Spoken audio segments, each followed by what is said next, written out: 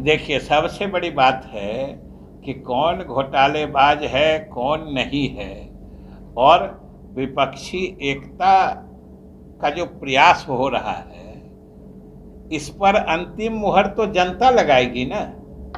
आखिर वो किस दिन कह रहे थे कि नहीं विपक्षी में दम है? कर्नाटका में वो कह रहे थे कि हम हारने जा रहे हैं। कर्नाटका में देखे थे ना कि जितना क्विंटल फूल अपने से व्यवस्था करके, जितना क्विंटल फूल अपने पर बरसाए, उतना सीट भी नहीं मिला। और वहां क्या कह रहे थे? तो जब वो खुद जो कहते हैं, अनेक अवसरों पर देखा गया है कि वो कहते चुनाव से पहले कुछ और है, जब रिजल्ट आता है तो कुछ और निकलता है।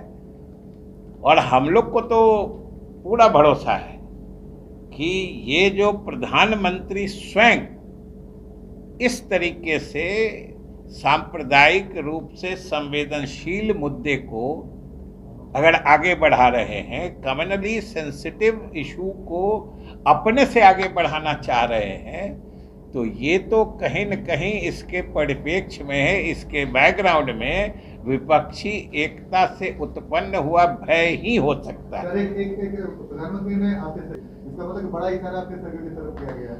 अच्छा, आप लोग एक बात कहिए, इसमें कोई एक भी बात नहीं है जो आज वो बोल रहे हैं। इसमें कौन सी ऐसी नई बात है? परिवारवाद पे ये कब से बोल रहे हैं परिवारवाद?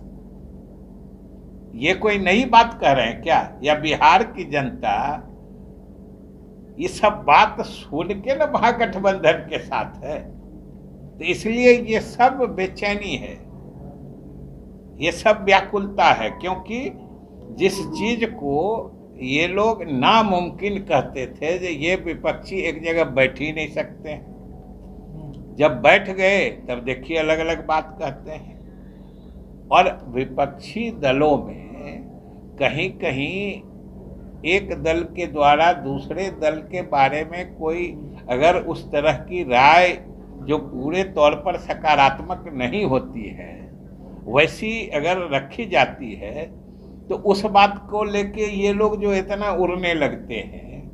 हम कहते हैं कौन नहीं जानता है कि जितने दल 15-16 दल जो पटना में इकट्ठा हुए थे, उन दलों में से कई दल हैं जो संबंधित प्रदेशों में एक दूसरे के खिलाफ राजनीतिक रूप से जूझते रहे हैं। तो खासियत ये न है कि एक दूसरे से जूझते हुए भी आज महसूस कर रहे हैं कि हम लोगों को एकजुट हो जाना चाहिए, और ये महसूस इसलिए कर रहे हैं कि सभी आश्वस्त हैं कि अगर हम लोग एकजुट हो गए तो भाजपा का फिर से सत्ता में वापस आना असंभव है। आपको लगता है सर परिवारवाद, भ्रष्टाचार मसला क्या है? मसला परिवारवाद है कि मसला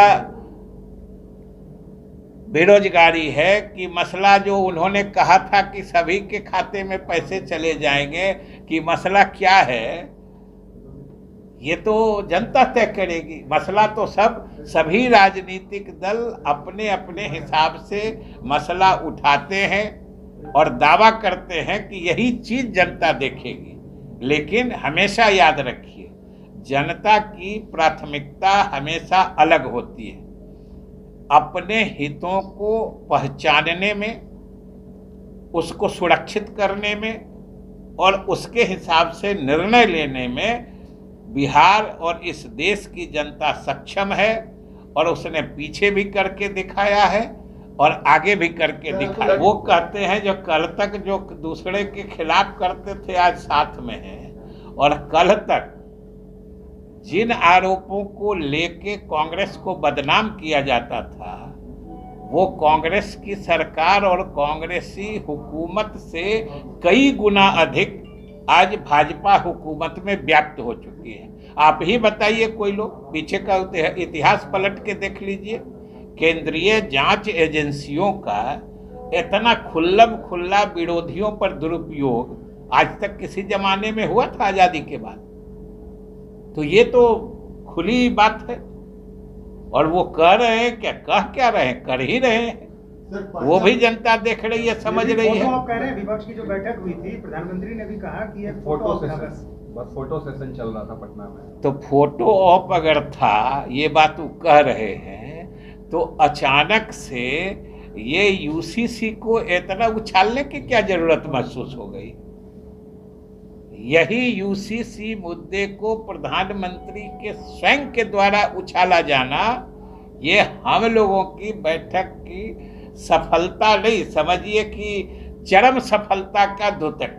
यूसीसी के कि बाद ये एक तरह से राजनीतिक रूप से समझ गए कि अब हमारा विपक्ष हमसे ज्यादा मजबूत हो गया है, इसलिए कुछ न कुछ दूसरे तरीके से इसका सामना किया जाए। इसलिए समाज में फिर से सांप्रदायिक ध्रुवीकरण की साजिश उच्चतम स्तर से हो रही है। यूसीसी पर यानी समान नागरिक संहिता पर बिहार सरकार और जदयू का तो विचार स्पष्ट रहा है कि उसकी अभी जरूरत नहीं इसलिए है कि देश में इस तरह की मानसिकता अभी नहीं बनी है।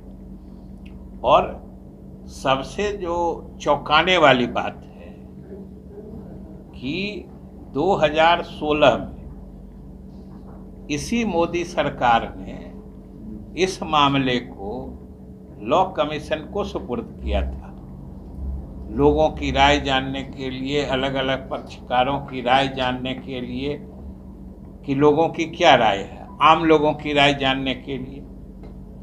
और 2 वर्षों तक विधि आयोग ने यानी लॉ कमीशन ने, जो इन्हीं के द्वारा बनाया हुआ कमीशन है, उसने पूरी गहनता से सारी चीज़ों की छानबीन करके ये 2018 में रिपोर्ट दिया कि भारतवर्ष में अभी इसकी ना तो आवश्यकता है और ना ही यह वांछनीय है। मतलब उसका लैंग्वेज ही यही है कि it is neither necessary nor desirable, मतलब इसकी अभी कोई आवश्यकता नहीं है और वांछनीय भी नहीं है।